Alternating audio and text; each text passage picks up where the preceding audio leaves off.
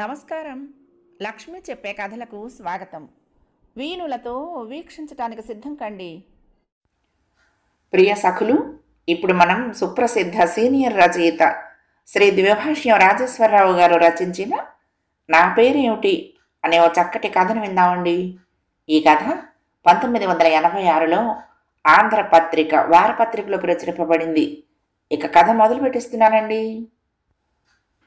చేస్తున్న ఇంతటి ఉద్యోగానికే వీడికింత పొగరా? ఓ మామూలు ప్రైవేటు బస్సు డ్రైవర్ గాడికి ఇంత తల బిరుసా?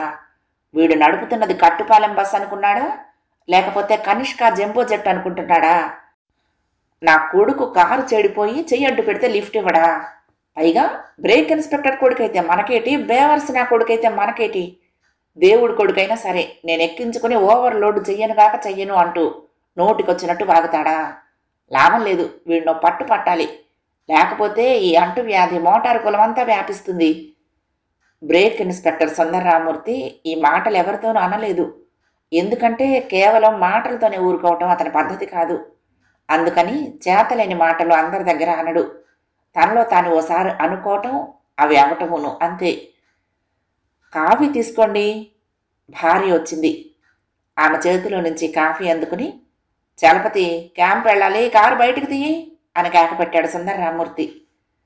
సాయంకాలానికి వచ్చేస్తారా అడిగింది ఇల్లాలు.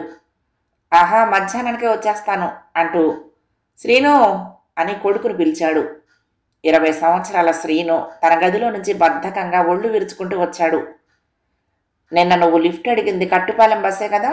దాని డ్రైవర్ ఎవరన్నావు? అవును నాన్న, డ్రైవర్ పేరు బాబురావుట చెప్పాడు. అవునులే, బాబురావే. వాళ్ళందరూ నిజాయితీ డ్రైవర్ అంటారు. అయినా అంత పొగరా వాడికి? వాడి సర్వీసులో ఎన్నడూ ఓవర్లోడ్ చేయలేదు కావును.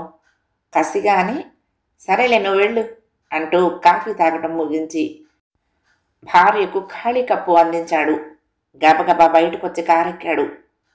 ఉదయం 8 గంటల లేత ఎండవేళ. బ్రేక్ ఇన్స్పెక్టర్ సుందరరామూర్తి కారు బ్రేకులు లేని కారులా అతి వేగంగా మెయిన్ రోడ్డు మించి దూసుకుపోయి కట్టుపాలెం బ్రాంచి రోడ్డు మీదకు మళ్ళింది. 8:40 అయింది.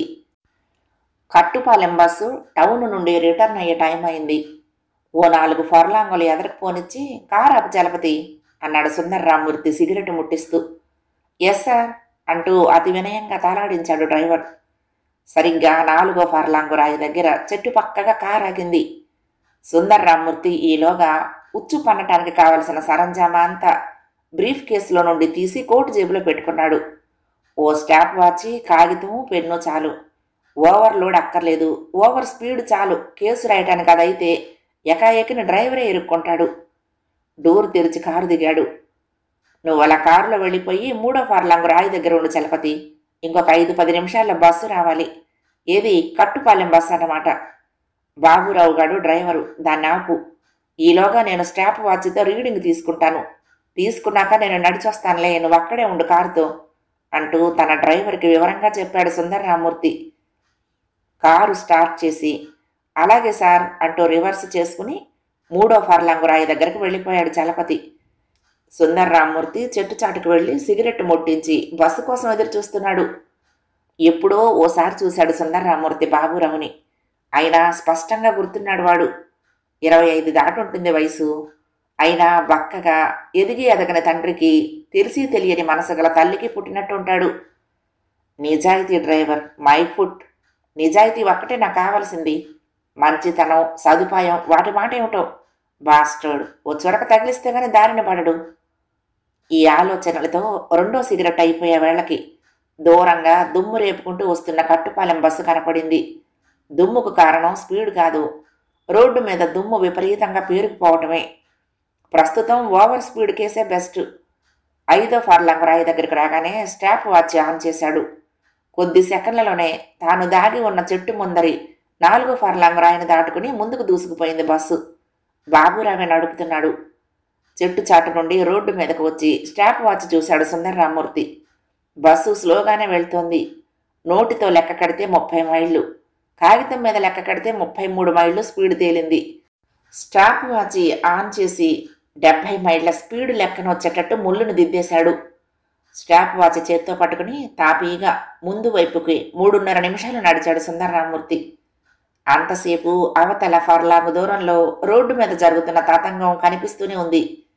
తాను గమనిస్తున్నట్లు తెలియకుండా హుందాగా అటూ ఇటూ తలాడిస్తూ వ్యవహారం అంతా నడుస్తూనే పరికించి చూస్తున్నాడు సుందరరామూర్తి. చెయ్యి అడ్డుపెట్టినవాడు బ్రేక్ ఇన్స్పెక్టర్ గారి డ్రైవర్ అని, రోడ్డు పక్కనే ఆపి ఉన్న కారు కూడా ఆయనదేనని తెలిసింది కనుక బస్సు ఆగింది. కండక్టర్ మెడలోని క్యాష్ సంచి సవరించుకుంటూ హడావుడిగా బస్సు దిగాడు. చలపతితో ఏదో మాట్లాడి వెనక్కు తిరిగి గబగబా తన వంకే రావటం గమనించాడు సుందరరామూర్తి. ప్రయాణికులు ఒకరొకరుగా బస్సు దిగిపోతున్నారు. బస్సు నడుస్తున్నప్పుడు అగ్గిపుల్లలు గీయటం రానివాళ్లు ఇప్పుడు ఆ పని చేసి సిగురొత్తులు అగరొత్తుల్లా వెలిగిస్తున్నారు. రోడ్డు వారకు వెళ్లి కాలకృత్యాలు తీర్చుకుంటున్నారు. కొంతమంది చేతులు కాళ్ళు బారచాపి విరుచుకుంటూ బద్ధకాలు తీర్చుకుంటున్నారు. మరికొందరు దూరాన్నుంచే చెయ్యి ఎత్తి నమస్కారం పెట్టాడు కండక్టర్. నమస్కారానికి ఎత్తిన అతని చేతుల్లో ట్రిప్ షీట్లున్నాయి. సుందరరామూర్తి ప్రతి నమస్కారం చేయలేదు. చెయ్యాల్సిన అవసరం లేదని తెలుసు. మరొక నిమిషంలో సుందరరామూర్తి బస్సుకు చేరువయ్యాడు. దగ్గరకొచ్చాక మరొకసారి నమస్కారం చేసిన కండక్టర్కి స్వీకరించాంలే అన్నట్లు తాళాడించాడు. మీ డ్రైవర్ గారు సీటు దిగరేమిటి అన్నాడు. డ్రైవరా సార్? ఎందుకు దిగడండి? రేడియేటర్కి నీళ్లు పోస్తున్నట్లున్నాడు. చిటికలా తీసుకొస్తాను సార్ అంటూ కండక్టర్ బస్సు ముందు వైపుకు పరిగెత్తాడు. సుందరరామూర్తి తన కారు చేరుకుని బ్యాక్ డోర్ తెరిచి సీట్లో వెనక్కు చారగిలబడి ఆసీనుడయ్యాడు, నడిచిన అలసట తీర్చుకుంటూ. ఇంకో నిమిషంలో కండక్టరు డ్రైవరు కారు దగ్గరికి వచ్చారు. బాబురావు నడిచొస్తున్న గడ్డపారలా ఉన్నాడు. అమాయకమైన మొహం, కళ్ళ వెనుక పట్టుదల. అతడిని చూసిన వారు ఎవరైనా ఇవి రెండు గుర్తిస్తారు. దగ్గరకొచ్చిన బాబురావు మౌనంగా నిలబడ్డాడు నమస్కారం చేసి. కండక్టర్ చేతులు కట్టుకుని అటెన్షన్లో నిలబడ్డాడు. నీ పేరేమిటి? పేరు తెలిసినా కఠినంగా అడిగాడు సుందరరామూర్తి. బాబురావు. ఈ రోడ్డులో బస్సు ఎంత స్పీడులో నడపాలి? 60 మైళ్ళు దాటకూడదండి. మరి నువ్వే స్పీడులో నడుపుతున్నావు? కఠినంగా అడిగాడు.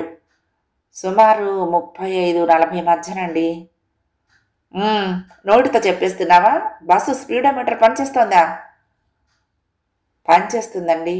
ఈ రోడ్డు మీద 40 కంటే ఎక్కువ తొక్కలేమండి. తొక్కితే బస్సు తూలి పడుతుంది. పైన వేసిన బుట్టలు కోళ్ల కంపలు కిందకి పడిపోతాయండి. ఇంత మట్టి రోడ్డు కదా అన్నాడు. నేను స్టాప్ వాచ్తో రికార్డు చేశాను. ఇదిగో కాగితం. నువ్వు 70 మైళ్ళ స్పీడ్తో వస్తున్నావు. లేదండి, 40 మైళ్ళ లోపే ఉంటుందండి బాబురావు ఖచ్చితంగా చెప్పాడు. లేదు సార్, అసలే రోడ్డంతా గతుకులమయం. మట్టి రోడ్డు, చాలా మెల్లగా వస్తున్నావు సార్. మీరలా అంటే ఇంకేం మాట్లాడగలం సార్? ఈసారికి దయ తలచండి అంటూ బ్రతిమాలుతున్నాడు కండక్టర్. సుందరరామూర్తి డ్రైవర్ వంక చూశాడు. అతడు నిశ్చలంగా నిలబడి ఉన్నాడు. ముఖ కవళికల్లో ఏ మార్పు లేదు. కనీసం తన వంక ప్రాధేయపూర్వకంగానైనా చూడటం లేదు. అంత అమాయకమైన ముఖంలోనూ పట్టుదల కొట్టొచ్చినట్టుగా కనపడుతుంది. నేనేం చేయలేను, ఓవర్ స్పీడ్ కేసు రాస్తున్నాను అంటూ కాగితాలు తీసి అట్ట ఒత్తి పెట్టి రాయటం ప్రారంభించాడు. సార్ సార్ సార్ ఈసారికి అంటూ అడ్డు తగలబోయాడు కండక్టర్. నువ్వేమిట్రా మధ్యన? ఈ కేసు వాడికి కానీ నీకు కాదు గయ్యమన్నాడు సుందరరామూర్తి. కండక్టరు డ్రైవర్ వంక చూశాడు. బాబురావులో ఏం చలనం లేదు. అయ్యగారి కాళ్ళ మీద పడరా, ఈసారికి ఒగ్గేస్తారు అన్నాడు కండక్టర్. నేను 40 మైళ్ళ స్పీడ్ కంటే ఎక్కువ స్పీడులో నడపలేదు, నాకు ఆ సంగతి తెలుసు అన్నాడు బాబురావు దృఢంగా. తర్వాత కొంచెం గొంతు తగ్గించి, ఈయన నన్ను బుక్ చేయాలనే పట్టుదలతో వచ్చాడు, తెలియటం లేదు అన్నాడు కండక్టర్తో. తేలిగ్గా నవ్వాడు సుందరరామూర్తి. ఓ కమెలాంగ్, పేరు బాబురావు, పూర్తి పేరు చెప్పు అని డిమాండ్ చేశాడు. పి బాబురావు. తండ్రి పేరు? తెలీదు. కోపంగా చూశాడు సుందరరామూర్తి. నీ తండ్రి పేరు నీకు తెలీదా? తెలీదు. పోనీ తల్లి పేరు? రాజరత్నం. రాజరత్నమా అని ఓ క్షణం ఆగి, చిరునామా అంటూ అడిగాడు. భోగం వీధి, పెద్దాపురం. వెన్ను మీద ఎవరో చరిచినట్లయింది సుందరరామూర్తికి. భోగం వీధి, పెద్దాపురం, రాజరత్నం. స్మృతి పథంలో 25 ఏళ్ల క్రితం నాటి సంగతులు అలవోకగా కదిలాయి. అవును, బాబురావు మొహం ఎక్కడో చూసినట్లు అనిపించింది. వీడు 100కి 100 పళ్ళు రాజరత్నం పోలికే. వీడి నిజాయితీ కూడా వీడికి ఆమె నుండి సంక్రమించిందే. ఎంత నిర్మలమైన మనసు ఆమెది. భోగం మనిషి అయితేనేమి. ఆ రోజుల్లో ఆమెకి ఎంత పేరుండేది. ఎంతమంది యువకులు ఆమె పొందు కోసం తహతహలాడేవాళ్ళో ఆ రోజుల్లో. ఆ రాజరత్నం కొడుక వీడు. తనలోని తొట్టుపాటను బయటపడనీయకుండా, నీ తండ్రి పేరు చెప్పాలి తప్పదన్నట్టుగా అడిగాడు మళ్ళీ. నేను భోగం కులంలో పుట్టాను. మా అమ్మ పడుపు వృత్తితో బ్రతుకుతూ నన్ను పెంచి పెద్ద చేసింది. నా తండ్రి ఎవరో చెప్పలేను. నిశ్చలంగా నిజాయితీగా ధ్వనించింది బాబురావు గొంతు. చుట్టూ చేరిన ప్రయాణికులు అప్పుడే వింతగా చూస్తున్నారు జరుగుతున్న వ్యవహారం అంతా. ఎవరో ఒకరి పేరు చెప్పాలి, లేకపోతే కేసు ఎలా రాయాలి అంటూ ఎగతాళిగా నవ్వాడు సుందర్రామ్మూర్తి. ప్రయాణికులు ఆ నవ్వు ఆధారంగా తేలిగ్గా ఊసులాడుకుంటున్నారు. సుందర్రామ్మూర్తి మనసులో కసి తీరుతోంది. బాబురావు ముఖ కవళికలు మారిపోతున్నాయి. 2 నిమిషాలు పోతే ఏడవటానికి సిద్ధమయ్యేలా ఉన్నాడతను. సుందర్రామ్మూర్తి అతని వంకే గుచ్చి గుచ్చి చూస్తూ 3వసారి అడిగాడు. నీ తండ్రి పేరేమిటని అడుగుతున్నానా? ఇందులో రాయాలి, ఏదో ఒకటి చెప్పు. కాస్త స్వరం పెంచి మరీ అడిగి తర్వాత వికృతంగా నవ్వాడు. బాబురావు 2 క్షణాలాగి, ఏదో ఒకటి చెప్పాలంటే ఏం చేయను, పోనీ తమరి పేరు రాసుకోండి అంటూ అరిచినట్లే చెప్పి విసవిస నడుచుకుంటూ బస్సు వైపుకు కదిలిపోయాడు. సుందర్రామ్మూర్తికి మతిపోయినంత పని అయింది. రాజరత్నం అమాయకురాలు, మర్యాదస్తురాలు. మరి పొగరెక్కడిది వీడికి? లెట్స్ గో బ్యాక్ చలపతి అన్నాడు చేతిలోని కాగితాలు చింపేస్తూ. రివర్స్ గేరు వేసినప్పటి తుమ్ము అతని తల నిండా పూసుకుంది. కథ సమాప్తం. ప్రియ సఖులు, ఈ కథ మీకు నచ్చితే తప్పకుండా లైక్ చేయండి, షేర్ చేయండి, కామెంట్ చేయండి, సబ్స్క్రైబ్ చేసుకుని నన్ను ఎంకరేజ్ చేయండి.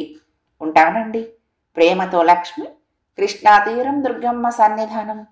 నమస్తే.